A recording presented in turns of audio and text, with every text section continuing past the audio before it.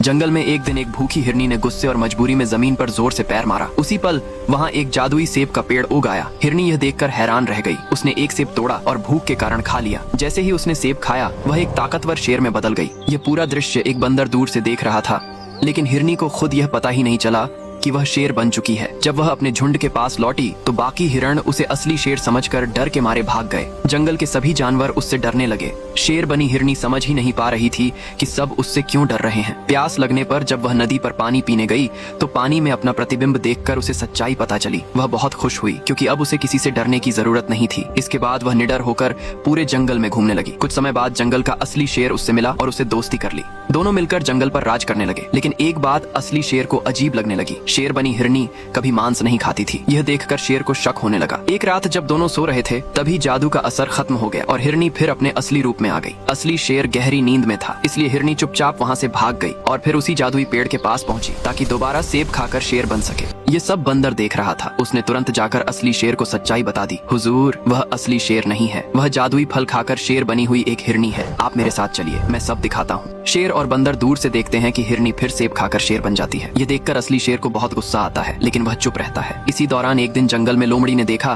कि एक शेर आराम से घास खा रहा है। यह देखकर वह चौंक गई क्योंकि शेर तो मांसाहारी होता है। लोमड़ी ने तुरंत सारे जानवरों को इकट्ठा किया और बोली, मैंने एक शेर को देखा जो घास खा रहा था। मुझे शक है कि यह असली शेर नहीं है। जानवर घबरा गए। बंदर ने पूछा, तो हम इसकी सच्चाई कैसे जाने? लोमड़ी ने चालाकी से कहा, मुझे एक जादुई नदी के बारे में पता है, यह काम मुझ पर छोड़ दो। लोमड़ी उस नकली शेर के पास गई और आदर से बोली, हुजूर, शेर तो मांस खाता है, आप घास क्यों खाते हैं? नकली शेर घबरा गया और बोला, तो बताओ मैं क्या करूं जिससे मैं पूरी तरह असली शेर बन जाऊं? अगर तुमने मेरी मदद की तो मैं तुम्हें अपना खास वजीर बना दूंगा। लोमड़ी मुस्कुराई और बोली, मेरे पीछे आइए। वह उसे जादुई नदी के पास ले गई और बोली, इस नदी में स्नान कर लीजिए, आप तुरंत असली शेर बन जाएंगे। नकली शेर बिना सोचे समझे नदी में कूद गया। जैसे ही वह बाहर आया उसका असली रूप सामने आ गया। वह कोई शेर नहीं बल्कि शेर की खाल ओढ़ा हुआ एक साधारण हिरण था। यह देखकर जंगल के सारे जानवर दंग रह गए। उनकी शंका सच साबित हो चुकी थी। सीख, दिखावा और झूठ ज्यादा समय तक नहीं चलते। जो अपने आप को जैसा नहीं है वैसा दिखाता है, एक न एक दिन उसका असली रूप सबके सामने आ ही जाता है। सच्ची ताकत रूप में नहीं बल्कि सच्चाई और बुद्धि में होती है।